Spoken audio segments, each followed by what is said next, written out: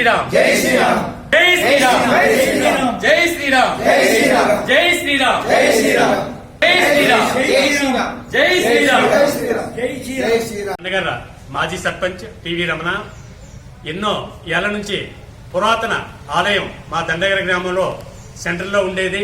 ఏ కార్యక్రమం చేసుకోవాలన్నా మన దండగర్ర రామాలయం అంటే పెద్ద పేరు. అటువంటి రామాలయాన్ని మళ్లీ కొత్తగా పునర్నిర్మాణం చేయాలనే ఉద్దేశంతో గ్రామ ప్రజలు మరియు వివిధ ఊర్ల నుంచి వచ్చే గ్రామ భక్తులు అందరూ కలిసి చందాలతో ఈ యొక్క గుడి నిర్మాణం చేయటం జరిగింది. ఈ యొక్క నిర్మాణం 18, 19, 20 తారీఖుల్లో జరగడం జరుగుతుంది.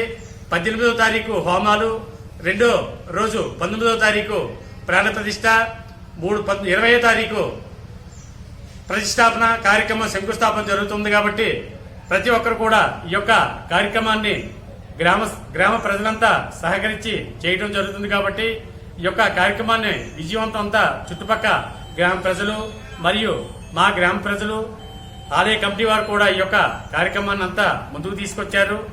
ఈ యొక్క కార్యక్రమాన్ని ప్రతి ఒక్కరు కూడా పాల్గొని జయప్రదం చేయాలని కోరుచు, అలాగే రేపు భారీ ఎత్తులో ఇంచుమించు సుమారుగా 6-7 వేల మందికి భారీ అన్న సమారాధన, ఇది కూడా భక్తుల సహాయ సహకారాలతోనే జరుగుతుంది. కాబట్టి ప్రతి ఒక్కరు కూడా ఈ యొక్క కార్యక్రమాన్ని జయప్రదం చేస్తారని కోరుచు. జై శ్రీరామ్ జై శ్రీరామ్ జై శ్రీరామ్ జై జై శ్రీరామ్.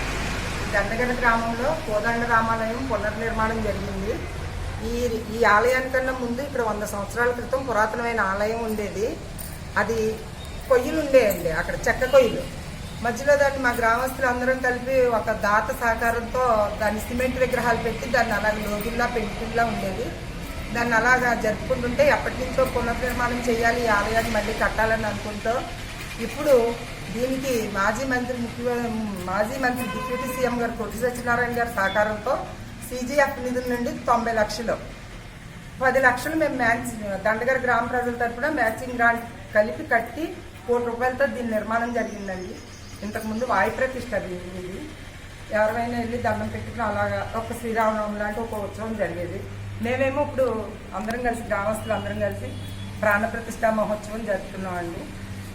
నిత్యం దేవుడికి దీపం నైవేద్యం ఉండాలన్న సంకల్పంతో అందరం కలిపి ప్రాణ ప్రతిష్ఠా మహోత్సవానికి అందరూ ఆహ్వానితులే. ప్రతి ఒక్కళ్ళు కూడా ఈ కార్యక్రమానికి వచ్చి స్వామివారి కరుణా కటాక్షలతో పాటు తీర్థ ప్రసాదాలు స్వీకరించాలని కోరుచున్నాం.